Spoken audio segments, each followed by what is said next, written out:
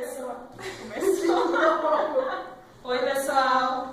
Bem-vindos ao nosso canal. Voltamos em 2016, agora com força total. Com muitas novidades para vocês. E fiquem espertos, não percam nenhum vídeo da gente, tá? Para quem tá ligado aqui no YouTube, sabe que existem vídeos com a tag O que você prefere? Então a gente adaptou essa tag para o mundo do Pilates e vamos responder agora essas perguntas.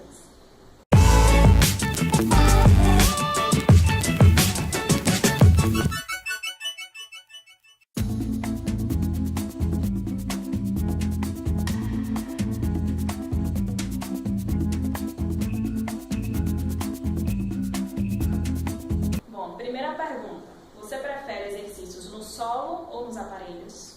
Eu prefiro no solo, porque eu acho que se você não tiver nenhum aparelho, você dá para trabalhar um método completo sem precisar dele. Eu acho que os aparelhos são importantes, mas no solo você dá para montar uma aula completa e que fica muito legal, e que se não tiver o aparelho não tem... fica bom. Eu também prefiro no solo, justamente por isso que o Luz falou. E também eu acho que os exercícios no solo são mais desafiadores até do que nos aparelhos. Se bem que tem muitos exercícios, né, com um nível de dificuldade maior nos aparelhos. Mas tem assistência das molas. E no solo a gente consegue dar um desafio maior para o aluno. Então, eu prefiro no solo também. A segunda pergunta. Corrigir os alunos com o comando verbal ou através do toque? Minha primeira tentativa é sempre fazer a correção verbal. Porque a partir daí eu começo a falar, corrigir o ombro, ajeita a coluna, etc, a depender da correção que precise. E aí eu imagino que assim a gente consegue estimular um pouco mais a questão da consciência corporal no aluno. Corrige o ombro, ele, tá, meu ombro tá assim, tá assado, enfim. Mas se não tiver de jeito nenhum, eu acabo corrigindo pelo toque. Mas minha primeira intenção é sempre fazer a correção verbal. Eu sou o contrário, eu sei que eu estou um pouquinho errada. Eu gosto primeiro de corrigir o aluno tocando, e aí depois que eu vou conhecendo o aluno e eu vou vendo onde é que ele erra mais, aí eu vou, olha, corrige os ombros, alinha a coluna, né, cresce um pouquinho. Então eu prefiro tocar primeiro para depois dar o comando. Não acho que tá errado não, acho que é só mas o jeito de cada um. Mas normalmente a gente precisa, treinado e no curso a ter o comando verbal mais forte do que o toque, porque às vezes o toque é muito invasivo. Por exemplo, tem lugares que não é aqui no Brasil, no exterior, e que você tem que pedir para tocar. Então às vezes a pessoa, dependendo do aluno, acha o toque muito invasivo. Então Você deve ter. A terceira pergunta. O que você prefere? Descrever o exercício ou demonstrar? Eu prefiro demonstrar primeiro. Então, se o aluno é um aluno novo, que nunca conheceu, para eu descrever, ele vai dizer, não sei, me mostre aí. Então, para evitar isso, eu já falo, a gente vai fazer assim. Então, no início, eu demonstro. Depois, eu sei que o aluno já é um aluno avançado, ou é um aluno que já sabe, por exemplo, um exercício aluno avançado, mas é um exercício que ele já está habituado a fazer, eu vou orientando ele na execução do exercício. Mas no primeiro momento eu executo, demonstro o exercício. Para mim depende, na verdade. Eu sempre tento descrever o exercício para o aluno. Digamos, é um aluno iniciante que nunca fez Pilates, às vezes eu vou descrevendo, mas mostrando, digamos, a ponta. Você vai fazer isso com o quadril, vai subindo com a coluna, enfim, eu tento primeiro descrever. Mas se o aluno ele não consegue entender de jeito nenhum, eu acabo demonstrando. Mas como o Lúcio falou, é aquele aluno mais avançado, que já, às vezes não é nem tanto avançado, mas já está fazendo Pilates há algum tempo comigo, às vezes só falo o nome do exercício. Você vai fazer o gato, você vai fazer a ponte, você vai fazer o mergulho, e falo o aparelho. Aí o aluno já sabe. Eu descrevo, faço tal variação de braço, de pé, né? Enfim. Eu sempre vou mais pelo verbal, mas quando o aluno não entende de jeito nenhum, aí eu executo. É porque tem aluno que está há muito tempo, então ele já conhece. Você fala assim, faz a sereia. Ele vai lá fazer isso. Você só vai dizer aonde, mas ele executar. Mas tem aluno que mesmo que ele seja, passa 1000 anos, se você muda alguma coisa, ele vai dizer, não entendi. Como é? Veja, diga aí se já aconteceu isso com vocês, deixa aqui embaixo nos comentários. A quarta pergunta é, Pilates com meia ou sem meia? Para o meu aluno, eu prefiro que ele faça sem meia, por causa da sensibilidade. Que eu acho que com a meia, apesar dele ter aquele antiderrapante, eu acho que para sentir o pé mesmo, no chão, no aparelho, eu prefiro sem meia. Agora, para dar aula, por conta do fio no pé, eu uso a meia.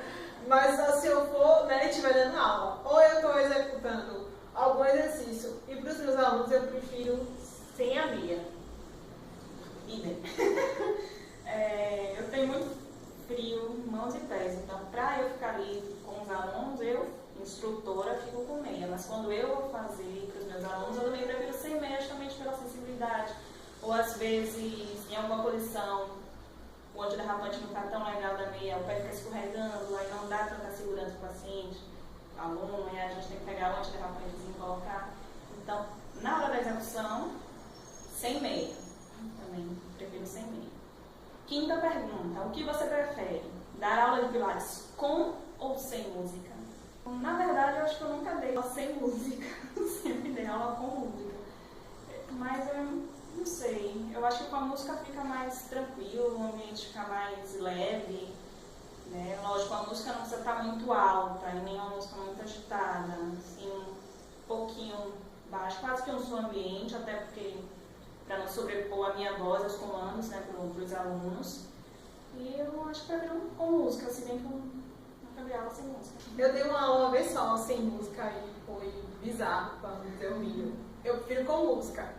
Só que assim, eu não sou igual a Beca, só música light. Então, dependendo do estado, se eu quero fazer alguma aula diferente, eu boto uma música mais animada, não é alta, não é música alta.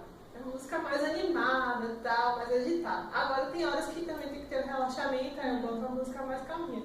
Porque a aula tem que ter trilha sonora, a gente não faz um negócio que vai avançando, então... A música é importante, que faz a trilha sonora. Normalmente eu uso playlists prontas, né, da internet. Aí é bem variado. Tem músicas um pouco mais agitadas, umas mais lentas, enfim. Tem algumas turmas que eu sei que gostam de músicas bem suaves, instrumentais, uma coisa eu coloco. Tem outras turmas que preferem um pouco mais atual, né? Atual, aí eu coloco, eu vou tentando mudar, mas eu tô girando música sempre. O que você prefere? Exercícios na cadeira, na chair ou no barrel? Eu sou assim, eu acho que o barrel tem exercícios bons, mas a grande parte do repertório dele tem exercícios avançados. Como meus alunos normalmente não se encaixam nesse perfil, eu acabo usando muito a chair, que tem exercícios mais para iniciante, básico. Eu acho que é isso, eu prefiro pro repertório a chair. Apesar que tem exercícios também muito difíceis assim, para os alunos. Para mim também, né, que eu também não sou avançada igual a minha amiga, mas eu prefiro a chair. Eu prefiro o barrel. Eu acho que ele é mais desafiador. Mesmo nos alunos mais básicos, dá pra gente conseguir adaptar. Porque como o aparelho está ali estático, é você que tem que usar seu corpo, né, para fazer os exercícios, aí isso te desafia a melhorar a postura em relação ao processo corporal. Então é um caso de amor com o barrel, na verdade. Então ela é a dona aí do barrel, espera, ela vai pra casa. Sétima pergunta. Reformer ou Cadillac? Eu também gosto muito dos dois, mas eu acho que o carinho vai mais pro Reformer. Sei, acho que os exercícios eu acho que são mais bonitos. Enfim, confortável e desafiador ao mesmo tempo, não sei nem explicar, mas eu gosto mais do Reformer. Eu também prefiro o Reformer. Eu acho que dá pra gente fazer uma sequência boa de exercícios. Porque tem poucas variações, principalmente das molas, então a mola no Reformer é progressiva. Mas isso. e fica ali paradinha, então a gente só vai alternando a mola dependendo do exercício que vai sendo feito. Eu acho os exercícios do uniforme mais bonitos, mais assim, fluidos. Eu tenho amor por um exercício, que é o exercício preferido, que é no Cadillac, mas um só não conta, né? Tem vários do uniforme, eu prefiro o uniforme. A oitava pergunta polêmica. Vamos lá. Se você passa exercício para um aluno e ele se nega a fazer aquele exercício, o que é que você faz? Passa outro exercício ou insiste para que ele realize? Aí você tem que ver por que o aluno está se negando. Se ele está negando porque ele sente dor ou incomodou na execução do exercício, eu passaria outro. Agora, se ele não quer fazer porque, tá muito fácil, ou eu quero aquele tal exercício que eu vi no Instagram, não, ele vai fazer o exercício que eu propus a ele e que tem a ver com o nível dele no Pilates. Bom, eu penso a mesma coisa de Lourdes. Se é porque está causando incômodo, alguma coisa, aí eu tento primeiro adaptar o exercício, mudar a alavanca, enfim, para o primeiro exercício. Se continuar incomodando, não querendo fazer, óbvio que eu vou mudar, até para não gerar lesão, enfim, tudo isso que a gente já conversou em vídeos anteriores. Mas se quero porque tá muito fácil, ou simplesmente que eu não quero fazer, eu insisto. Por que não? Tá incomodando? Não tá, porque eu não quero fazer. Sim, mas por quê? Aí eu tento insistir. Tento entender o motivo que ele não quer fazer. Um aluno sem condições chega para você pedindo para fazer um exercício super avançado, fazer piruetas. O que é que você faz? Passa o exercício mesmo assim, ou passa o exercício condizente com o nível do aluno. O aluno ele não tem condições, é um aluno básico para querer fazer um exercício muito avançado, para você ainda não dá por conta disso, etc. E explico. Se o aluno não tiver condições, eu explico, não, o aluno não tem força para fazer isso. No final da aula, depois que já termina a aula, não, vamos fazer o treino. Tipo, já terminou a aula. É o momento de relaxamento, é um momento extra. Aí eu ensino para o aluno, a gente vê, nossa, consegui fazer, ótimo. Mas vendo que ele tem condições de fazer, primeiro eu treino, extra aula. Mas se ele não tem, eu não faço. Não insisto. Eu concordo com o Meca. Eu não faço se ele não tem condições, porque justamente por isso ele não tem como ele fazer. Eu vou fazer exercício compensando, todo errado. Pode sentir alguma dor e a culpada vai ser você que passou, não foi ele que viu em outro lugar e que quis fazer. Então, a culpa é sua porque você deixou de fazer. Então, eu não passo e assim, eu procuro depois exercícios que sejam educativos e vou passando para ele até que ele chegue naquele exercício e fale, lembra aquele exercício que você queria fazer? A gente vai fazer isso, para quando chegar daqui mais pra frente você poder fazer ele bonito. E da melhor forma correta possível. Vai tirar foto para postar no Instagram. A 10ª e última pergunta, uma pergunta bem difícil. O que você prefere? Trabalhar em flexão ou extensão da coluna? Eu acho que a gente já vive muito em flexão, né? Essa postura fechada, ficar muito tempo no computador. Então, eu acho que, apesar de que os alunos muitas vezes não conseguem fazer exercícios de flexão direito, tem dificuldade para fazer, por exemplo, um gato, mas eu acho que trabalhar a extensão da coluna é muito importante.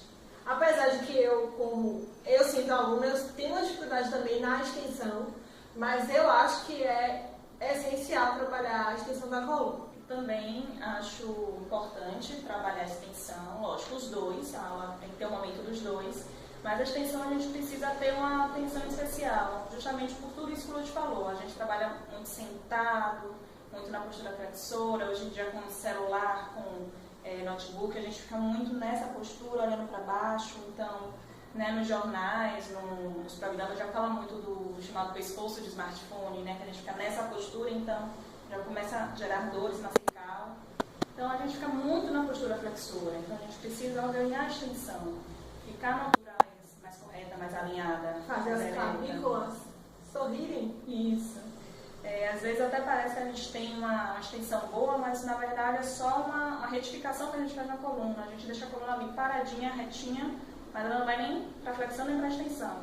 Então, os dois são importantes, mas eu sempre procuro dar uma atenção mais especial para as extensões. Bom, essas foram as 10 perguntas que a gente adaptou da tag O que você prefere para o mundo do Pilates. Esperamos que vocês tenham gostado. E o que vocês preferem? Deixem nos comentários as suas respostas da tag. Não deixe também de comentar, ver o que vocês acham, né? Respondam com a gente essas perguntas, deixem nos comentários as respostas. E não deixem de dar o seu joinha, de curtir o vídeo e seguir a gente tanto aqui no YouTube quanto no Instagram. E fiquem ligados que vem muitas novidades esse ano. Tchau!